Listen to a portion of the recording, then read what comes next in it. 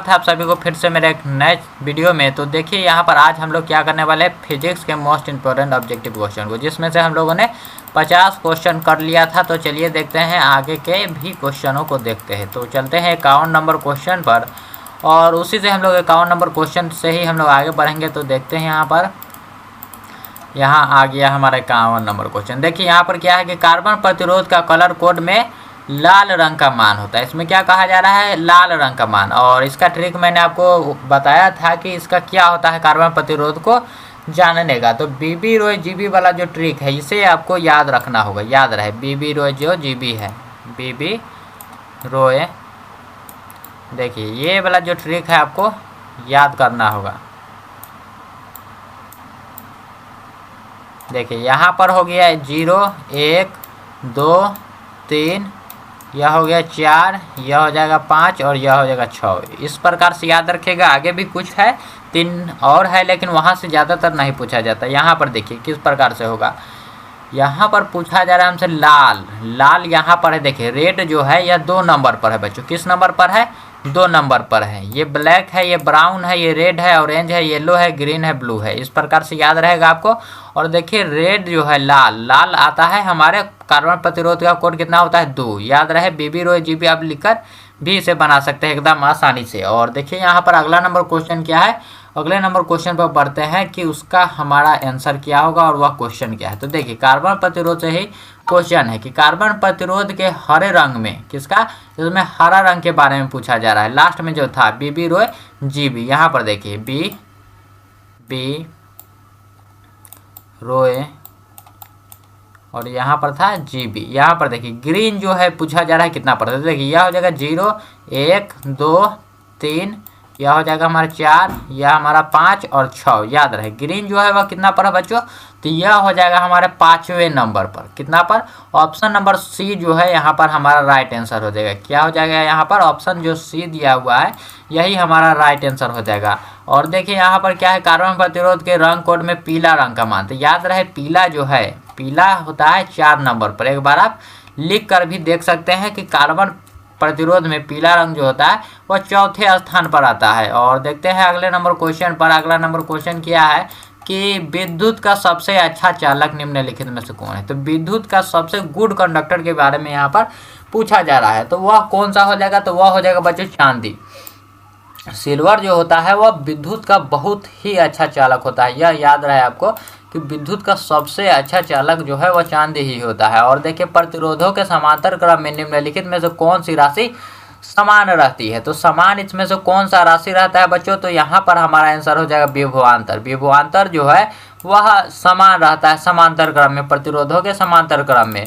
और देखिए यहाँ पर 56 नंबर क्वेश्चन की निम्नलिखित में धारा घनत्व के लिए कौन सी जो है यहाँ पर सही है। इसमें से कौन होगा धारा घनत्व के लिए, तो धारा घनत्व यानी कि जे बराबर आपसे पूछा जा रहा है। तो जे बराबर क्या हो जाएगा, I/A हो जाएगा बच्चों। क्या हो जाएगा, I/A जो है यहाँ पर हमारा राइट आंसर हो जाएगा। देखिए यहाँ पर कितने नंबर, ऑप्शन नंबर कितना है यार, तो यह है ऑप्शन नंबर बी पर। याद रहे कितना है, ऑप्शन नंबर जो बी है यहाँ पर हमारा राइट आंसर है। और देखिए निम्नलिखित में गतिशीलता के लिए कौन सही है। यहाँ पर किसके बारे में पूछा जा रहा है, गतिशीलता के लिए यहाँ पर पूछा जा रहा है। जो कि क्या होता है, गतिशीलता जो होता है म्यू, वह संवहन वेग जो होता है, संवहन वेग VD के प्रति एकांक विद्युत क्षेत्र के रूप में परिभाषित किया जाता है। यह आपको मालूम होना चाहिए। तो यह हो जाएगा म्यू बराबर क्या हो जाएगा बच्चों, VD/E जो है यहाँ पर हमारा हो जाएगा ऑप्शन। जो VD जो होता है यहाँ पर VD/E यहाँ पर हमारा राइट आंसर हो जाएगा। देखिए जो कि है ऑप्शन नंबर कितने में, ऑप्शन नंबर ए में ही यहाँ पर हमारा राइट आंसर दिया हुआ है। ऑप्शन ए जो है यहाँ पर हमारा राइट आंसर है। और देखिए यहाँ पर 58 नंबर क्वेश्चन क्या है, देखिए कि निम्नलिखित में कौन सही, इसमें से कौन सही है बच्चों।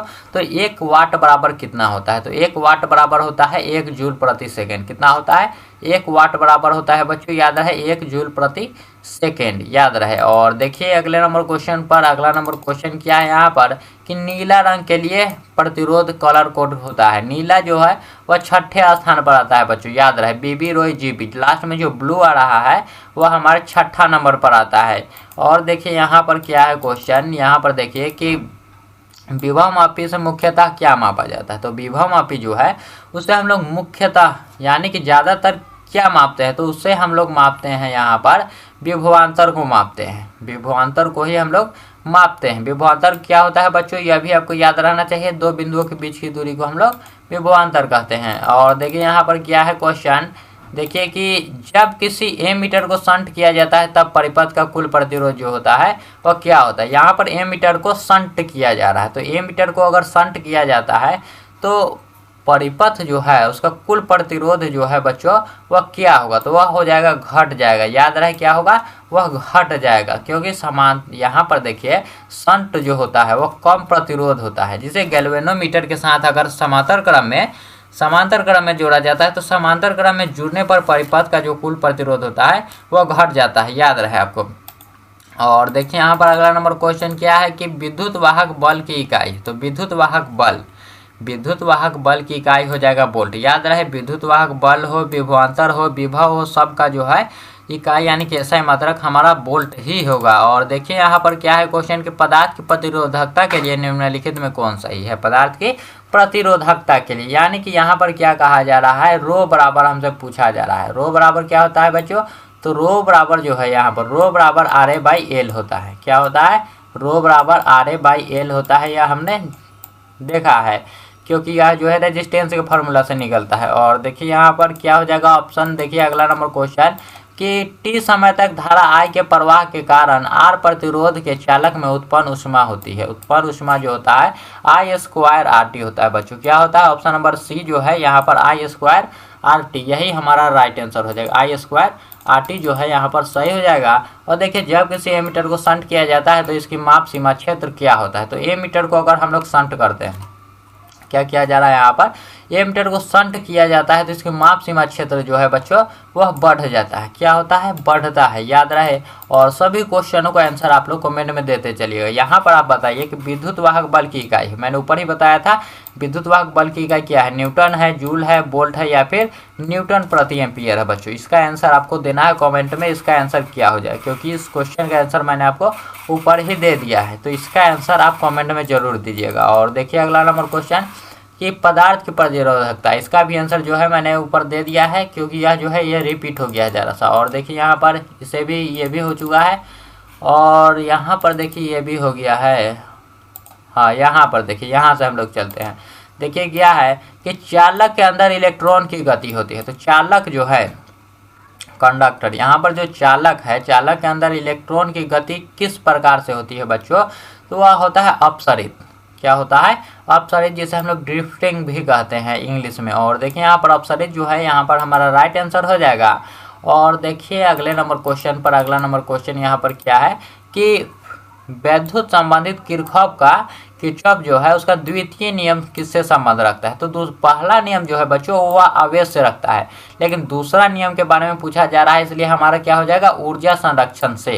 क्या हो जाएगा, ऊर्जा संरक्षण जो है, यही हमारा राइट आंसर हो जाएगा। आवेश जो है वह प्रथम करता है, आवेश जो होता है उसका प्रथम नियम है। और देखिए यहाँ पर क्या है कि धारा घनत्व की इकाई है। क्या है बच्चों, यहाँ पर धारा घनत्व की इकाई है, वह क्या हो जाएगा, एम्पियर प्रति वर्ग मीटर। एम्पियर प्रति वर्ग मीटर यानी कि एम्पियर प्रति मीटर स्क्वायर। याद रहे क्या हो जाएगा, एम्पियर प्रति मीटर स्क्वायर। ऑप्शन नंबर जो यहाँ पर है सी हमारा राइट आंसर हो जाएगा। जो कि 2025 में भी यहाँ पर एनुअल एग्जाम में पूछा गया है, देख लीजिए। और यहाँ पर देखिए कि स्थिर विभवांतर पर किसी विद्युत परिपथ का प्रतिरोध जो है आधा कर दिया जाता है, तो उत्पन्न ऊष्मा का मान क्या होगा। उत्पन्न ऊष्मा का जो मान है यहाँ पर क्या हो जाएगा, तो देखिए अगर हम लोग उसको आधा कर देते हैं तो वह 2 गुना बढ़ जाएगा बच्चों, क्योंकि जो 2 है, 2 ऊपर जाएगा और उस ऊपर जाएगा, इसलिए वहाँ पर जब स्क्वायर होगा तो वह हमारा 2 गुना ही बढ़ेगा, याद रहे। और देखिए यहाँ पर क्या है कि 5 ओम प्रतिरोध के एक समांतर क्रम में से जिसका विभवांतर 7 वोल्ट 20 मिनट तक धारा प्रवाहित होती है, तो उत्पन्न ऊष्मा का मान होगा। उत्पन्न ऊष्मा का मान जो होता है बच्चों यहाँ पर हमारा हो जाएगा 2800 कैलोरी। कितना हो जाएगा, 2800 कैलोरी जो है यहाँ पर हमारा राइट आंसर हो जाएगा, याद रहे आपको, क्योंकि ये भी क्वेश्चन कई बार पूछा गया है। और देखिए चुंबकीय फ्लक्स का ऐसा ही मात्रक है। चुंबकीय फ्लक्स यहाँ पर क्या कहा जा रहा है, एक बार समझिए कि चुंबकीय फ्लक्स का ऐसा मात्रक है, तो वह क्या होता है बच्चों, वह होता है वेबर। क्या होता है बच्चों, वह होता है वेबर। और यहाँ पर देखिए जो कि ऑप्शन नंबर ए में दिया हुआ है राइट आंसर हो जाएगा। ऑप्शन नंबर ए जो है आपका एकदम बिल्कुल ही राइट आंसर है। और सभी क्वेश्चनों का आंसर मुझसे पहले आपको कमेंट में देना है, याद रहे सभी क्वेश्चनों का आंसर। और देखिए परिनालिका में चुंबकीय ऊर्जा का घनत्व सूत्र है, चुंबकीय ऊर्जा का यहाँ पर घनत्व सूत्र जो है आपसे पूछा जा रहा है, जो कि हो जाएगा b²/2μ0। क्या हो जाएगा बच्चों, b²/2μ0 जो है यहाँ पर हमारा राइट आंसर हो जाएगा, जो कि ऑप्शन नंबर ए में दिया हुआ है, ऑप्शन नंबर ए में दिया हुआ है। और देखिए अगले नंबर क्वेश्चन पर बढ़ते हैं। अगला नंबर क्वेश्चन यहाँ पर क्या है, देखिए कि हेनरी का मात्रक है बच्चों, हेनरी जो है, हेनरी जो होता है वह किसका मात्रक है, यहाँ पर हमसे यही पूछा जा रहा है। तो वह प्रेरकत्व का होता है, यह किसका होता है, प्रेरकत्व का मात्रक होता है, याद रहे आपको। इसी में प्रेरकत्व जो होता है स्वप्रेरकत्व और अन्योन्य प्रेरकत्व आता है, सभी का मात्रक हेनरी होता है। और देखिए यहाँ पर 1 वोल्ट बराबर होता है, तो 1 वोल्ट जो है, 1 वोल्ट जो है वह 1 जूल प्रति कूलाम के बराबर होता है बच्चों। कितना होता है, 1 जूल प्रति कूलाम के, 1 जूल प्रति कूलाम को यहाँ पर हमारा आंसर जो है दे दिया गया है। ऑप्शन जो बी है यहाँ पर हमारा राइट आंसर हो जाएगा, ऑप्शन बी जो है यहाँ पर हमारा राइट आंसर है। यहाँ पर इस प्रकार से भी आपको दे सकता है 1 जूल प्रति 1 कूलाम। यहाँ पर देखिए अगले नंबर क्वेश्चन, अगला नंबर क्वेश्चन क्या है कि 1 एम्पियर बराबर होता है बच्चों। तो 1 एम्पियर बराबर यहाँ पर कितना हो जाएगा, यहाँ पर बताइए कि 1 एम्पियर बराबर जो है वह कितना हो जाएगा। तो वह हो जाएगा 1 कूलाम पर 1 सेकेंड। क्या हो जाएगा, 1 कूलाम पर 1 सेकेंड जो है वही हमारा राइट आंसर हो जाएगा। और देखिए यहाँ पर क्या है कि किसी चालक की विशिष्ट प्रतिरोध बढ़ता है, किसी चालक का जो है वह विशिष्ट प्रतिरोध जो है बच्चों किस प्रकार से बढ़ता है। तो चालक का जो है प्रतिरोध वह यहाँ पर देखिए किस प्रकार से बढ़ता है। आपको ऑप्शन के साथ सभी का क्वेश्चन का आंसर जो है आपको देना है। तो तापमान जब भी बढ़ेगा बच्चों, याद रहे तापमान जब भी बढ़ेगा तो उसका विशिष्ट प्रतिरोध जो है वह खुद ब खुद बढ़ेगा ही।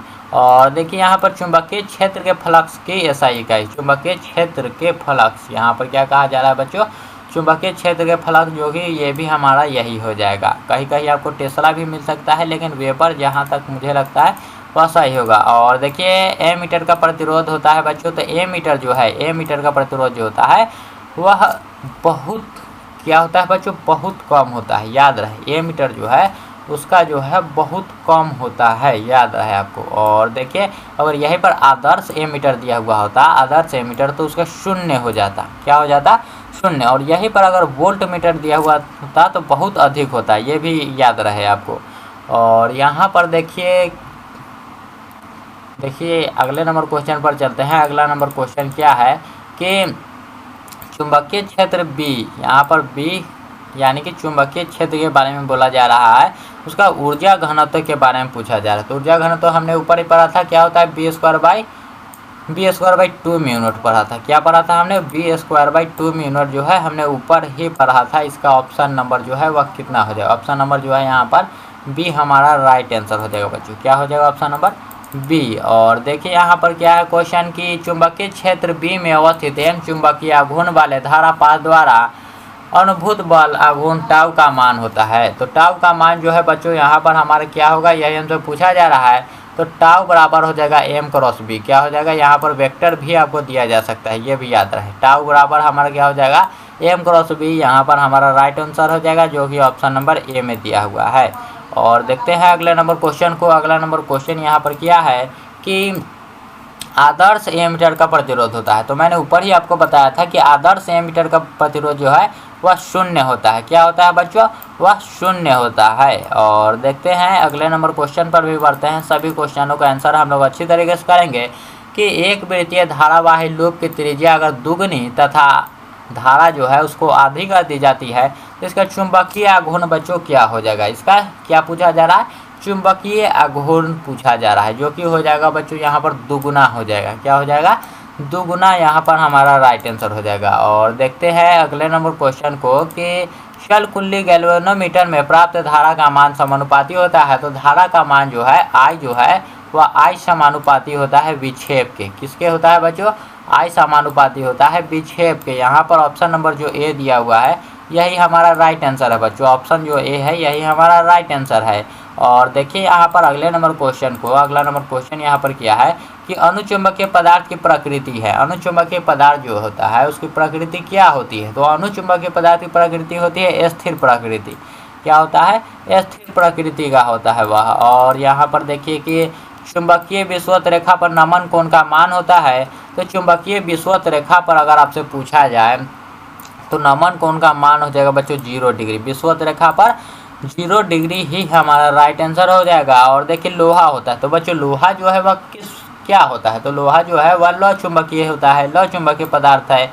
ये आपका ऑप्शन नंबर जो सी में दिया हुआ है एकदम आसान सा क्वेश्चन है, आसान सा इसका आंसर भी है। और देखिए यहाँ पर 91 नंबर क्वेश्चन के लेंज का नियम जो है वह किससे संबंधित है, तो लेंज का नियम जो है बच्चों वह ऊर्जा संरक्षण के सिद्धांत से है, ऊर्जा संरक्षण के सिद्धांत से संबंधित है, ये आपको याद होना चाहिए। और देखिए यहाँ पर कि डायनेमो का कार्य सिद्धांत किससे आधारित है, तो वह हो जाएगा हमारे विद्युत चुंबकीय प्रेरण से। किससे हो जाएगा बच्चों, तो यह हो जाएगा विद्युत चुंबकीय प्रेरण से। ऑप्शन नंबर यहाँ पर सी जो है हमारा बिल्कुल ही राइट आंसर हो जाएगा।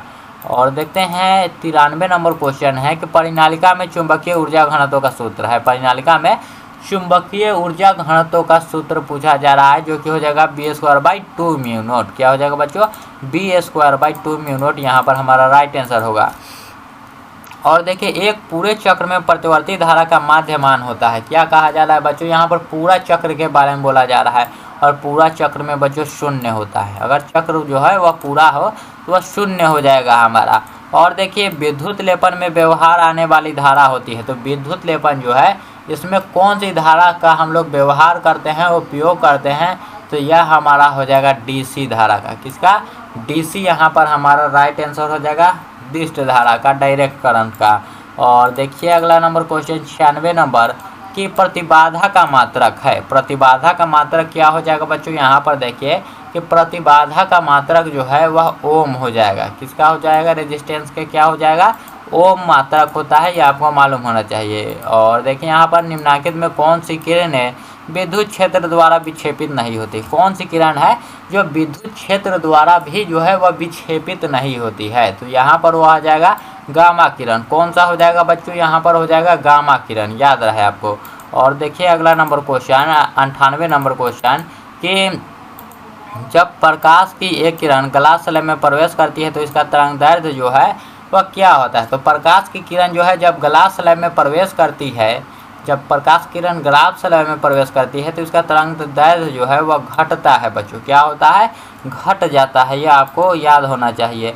और देखिए यहाँ पर क्या है 99 नंबर क्वेश्चन को देखिए कि प्रकाशिक पथ बराबर होता है। प्रकाशिक पथ बराबर क्या होता है, अपवर्तनांक गुने पथ लंबाई, अपवर्तनांक गुने पथ की लंबाई, जो कि ऑप्शन नंबर यहाँ पर ए है, ये भी ए है, हमारा राइट आंसर हो जाएगा। और देखिए यहाँ पर क्या है कि सामान्य समायोजन के लिए खगोलीय दूरदर्शक की आवर्धन क्षमता होती है। तो सामान्य समायोजन के लिए बच्चों यहाँ पर खगोलीय दूरदर्शक की आवर्धन क्षमता जो है वह क्या हो जाएगा, वह हो जाएगा बच्चों FO/FE या फिर FO+FE, क्या हो जाएगा, तो वह हो जाएगा बच्चों FO/FE जो है हमारा राइट आंसर हो जाएगा। क्योंकि समान समायोजन के लिए वो भी खगोलीय दूरदर्शक की आवर्धन क्षमता के बारे में यहाँ पर चर्चा की गई है।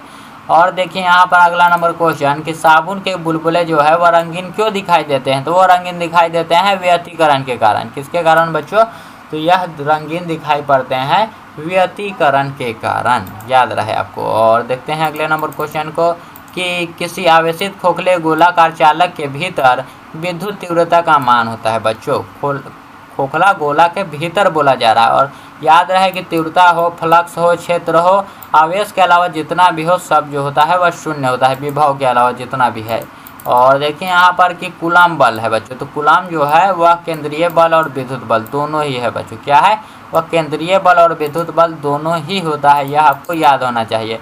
और देखिए यहाँ पर हमारा क्वेश्चन जो है वह समाप्त हो चुका है। और फिर मिलते हैं हम लोग अगले वीडियो में, तब तक के लिए धन्यवाद।